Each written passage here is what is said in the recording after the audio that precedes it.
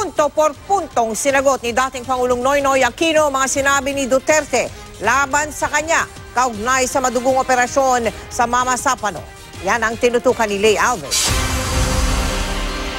Isang malaking dagok sa administrasyon ni dating Pangulong Aquino ang engkwentro sa Mama Sapano, Maguindanao noong 2015 kung saan nasawi ang tinaguriang SAF-44. Ang sabi ni Pangulong Duterte, ang operasyon daw para arestuhin ang teroristang si Marwan ay operation umano ng Central Intelligence Agency ng Amerika.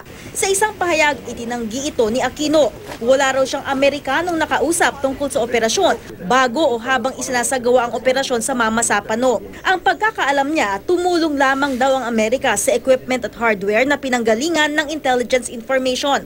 Isa pang ipinunto ni Duterte, dapat ang Army ang ginamit sa operasyon na ginawa sa liblib na lugar sa Mama Sapano at hindi ang PNP Special Action Force na sinanay sa urban terrorism.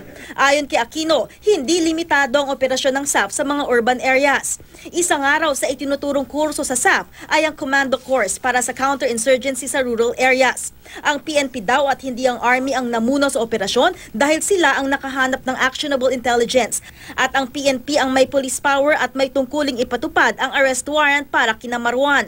Itinanggi rin ni Aquino na pinigilan siya ni Noy Presidential Advisor on the Peace Process Secretary Ging Deles na magpadala ng air assets sa pangambang manganib ang peace talk sa MILF. Wala raw kinalaman si Deles sa misyon. Umalma rin si Aquino sa banat ni Pangulong Duterte na tila isinubo niya sa panganib ang SAF troopers. Batid daw niya na mapanganib na target sina Marwan at Usman kaya ipinagdiinan niyang kailangan itong paghandaan kabilang na ang koordinasyon sa Army bago ikasa ang operasyon. Hindi raw sanang malalagay sa peligro ang mga pulis kung nasunod ito.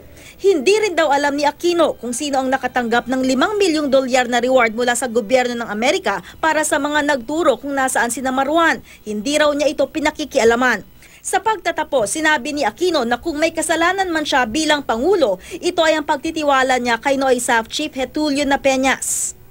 Di raw sana napintakasi o napagtulungan ng mga kalaban ang PNP Special Action Force troopers na lumusob sa Mama Sapano. Tumanggi si Napeñas na magkomento tungkol sa pahayag ni dating Pangulong Aquino. Expected na ni Pino yon na kapag natapos yung term niya, there will be times na mababalikan yung mga insidente nangyari sa ilalim niya.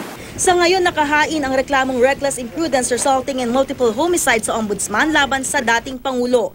Sa kanyang counter-affidavit, hiniling ni Aquino ang agarang pagbasura sa reklamo dahil wala siyang direktang partisipasyon sa planning, approval at execution ng Oplan Exodus. Di raw nito kailangan ng approval ng presidente dahil isa itong lehitimong law enforcement operation.